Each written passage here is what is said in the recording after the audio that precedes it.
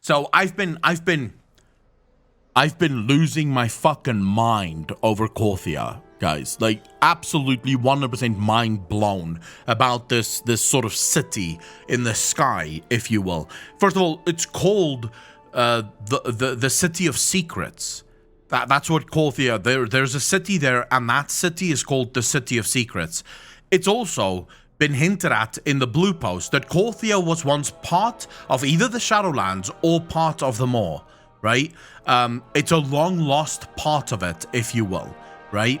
Either of the Shadowlands or of the Maw. The hints is sort of ambiguous enough that it could be either or, but it doesn't really matter because the Maw was also once part of the Shadowlands. I think at this point, that is sort of confirmed. Most of us agree the Maw was once upon a time, eons ago, a realm within the Shadowlands that served a very specific purpose, and then of course, the jailer did his thing, and then the Maw became inaccessible, and they made it inescapable. What happened in Korthia, and more importantly, why is Korthia the first realm that the jailer goes to? To me, that is my biggest question. Why is Korthia the first realm that he goes to? More importantly, did you guys happen to catch who lives on Korthia? Brokers. There's broker establishments, if you will, there. And more importantly, the denizens of Erebos, those very things that sort of take care of the Arbiter, we see their cities there. What are they doing there? And what happened on Korthia that removed... Is it Korthus or Korthia? It is Korthia. I believe it's Korthia. But what happened there that the zone, along with the denizens that live there, were removed from the Shadowlands? What happened? You see, because if there are denizens that watched over the Arbiter, right, that we see in Erebos, all of those Telenara and those people, right? If we see those denizens also on Korthia, is that their homeworld? Or was that where they were established before they were moved to Erebos? Now, to my mind, and I'm just gonna throw this out there. I'm not saying it's right. I'm not saying it's wrong. I'm just saying that this is possible. And I've got an entire video that I shot just before we started doing the live stream. I made an entire video on this, but I'm just gonna throw it out there for those of you that maybe didn't know about this. And I'm quickly gonna do. Let's do a screen share and wait. Before we do that, just pause there. Okay. I quickly want you guys to pay attention to what the jailer says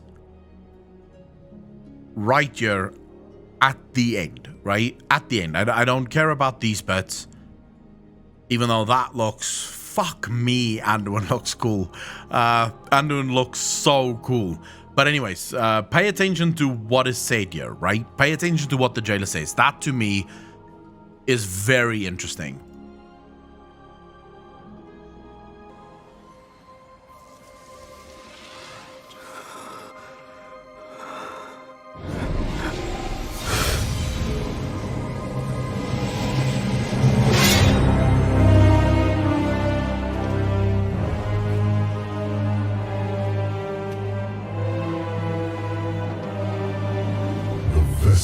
Performed its part flawlessly.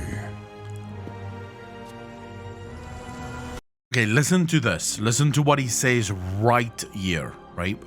All of this becomes very important to Korthia and what exactly is going on within the Shadowlands. And also remember the Primus's words, he must not reach the sepulchre. 3 keys remain. Then they will see. Death was never meant to be chained. Death was never meant to be chained.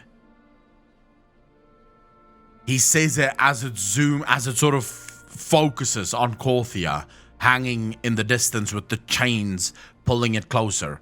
Death was never meant to be chained. Now, Korthia, the City of Secrets, could there be another key there? Perhaps his own key?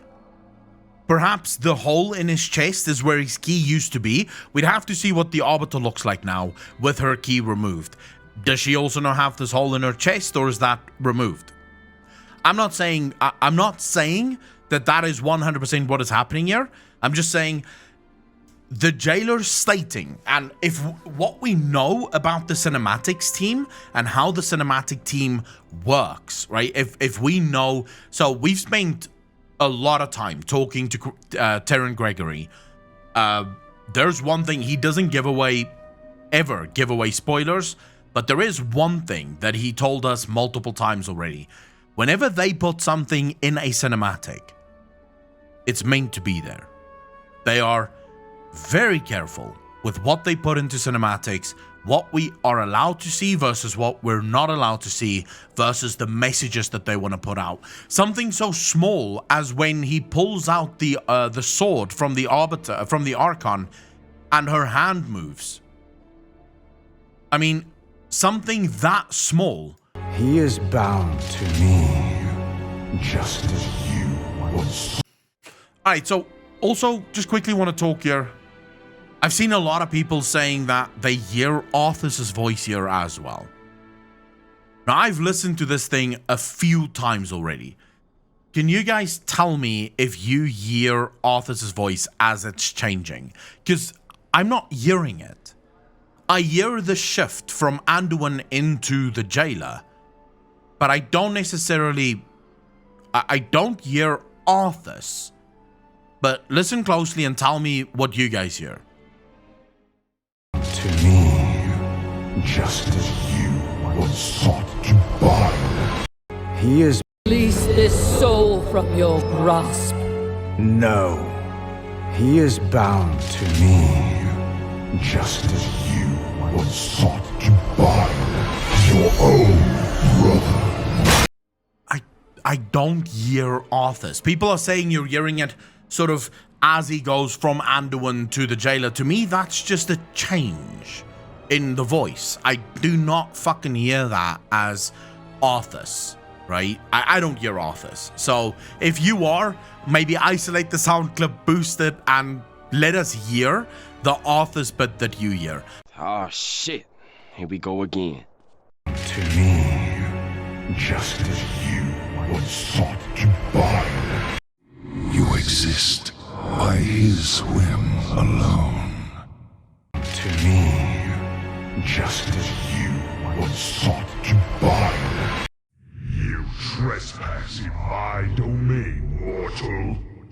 I don't hear Arthas in this. I'm also pretty convinced that Arthas wasn't involved here. I just want to make it very clear to people saying, but maybe Arthas is in the sword. That would be the biggest disrespectful, or the most disrespectful thing Blizzard could do to the memory of Arthas, to reduce him down to a fucking sword. I'm sorry, but no. I genuinely do not want Arthas to be showcased as a sword. Arthas is too big a character, too an important character to have him just come out and, oh my god, he's the sword now. Congratulations, guys, here's Arthas. I don't think that's what any of us wanted. So if Blizzard wanted to do that sort of fan service to us, a bit more than a sword would be asked for, right? I think most of us can agree. But anyways, I just want to show you the small details that Blizzard pays attention to when this happens.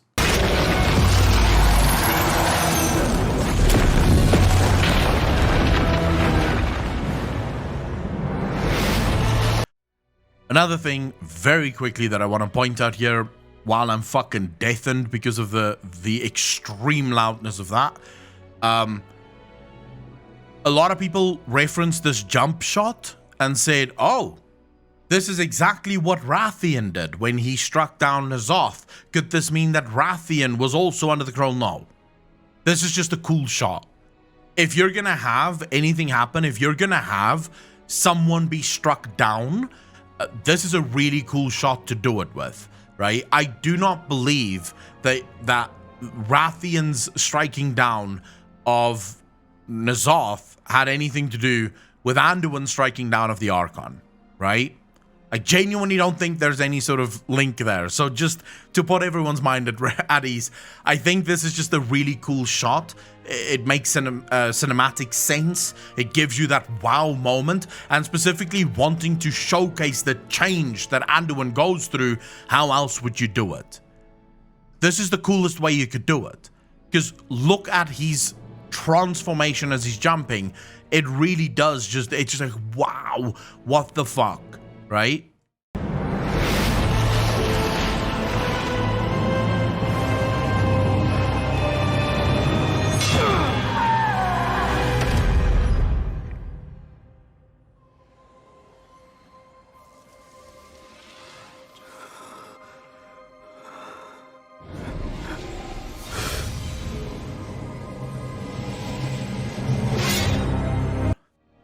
Just that.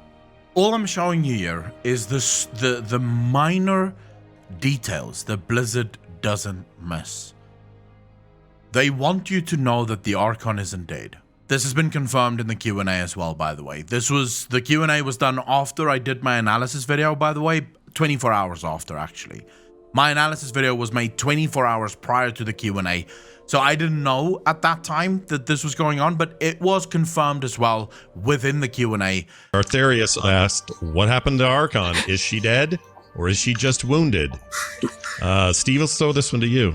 Yeah, we again, when we're reviewing these cinematics and talking about all the details, we actually I talked about that with Taryn Gregory, our director. I'm like, we should put some indication in there because we want to make it clear that she survives this. And so you see her hand kind of move. It's subtle, but it's there. Her hand moving is them showing you that the Archon isn't dead. The Archon is simply wounded. What's more important to me within that is the question, why wouldn't he kill her? If he truly hates her as much as we're told he hates her, why wouldn't he kill her? I mean, he'd make sure that he killed her, right? I think so. I think that is what he would do. He wouldn't give a fuck. He would just strike her down. Just because you're eternal doesn't mean you can't die, right? You can still die. It can still happen to you. But the fact that he doesn't kill her is sort of interesting to me. But again, it could just be that he had bigger things on his mind. He didn't give a fuck. He just wanted to get it over and done with. All he really cared about was the key. You could also make the argument that it's difficult for him to control Anduin. The fact that he sort of loses control in this moment could just be the same thing that Arthas went through as he lost control over Sylvanas and her followers. It's very far away. It's a great distance. He's trying to control this guy that is fighting against him. And you can imagine this, right? Just imagine Anduin trapped inside his own mind, trying to get out. He's fighting constantly. So it might just be that the jailer didn't have time to make sure that she's dead, make sure that everyone dies. He needed get in, get out. That's it, right? I got what I need. Now it's time to leave. Because you can see it here as Anduin loses. For a moment, Anduin pops up before he takes control again. Again, if we're talking about Blizzard and the small things that they show, that's most likely what they showed here.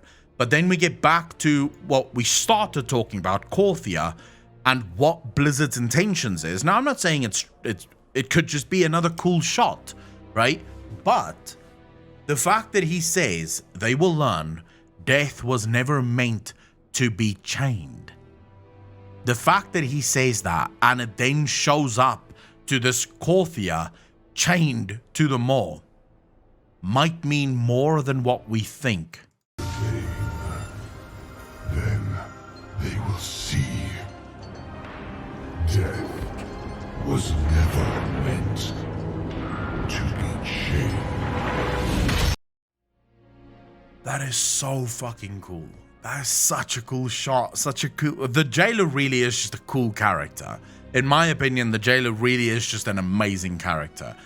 Now, Korthia itself, remember what we've been told that the Primus said You must not let him reach the sepulchre.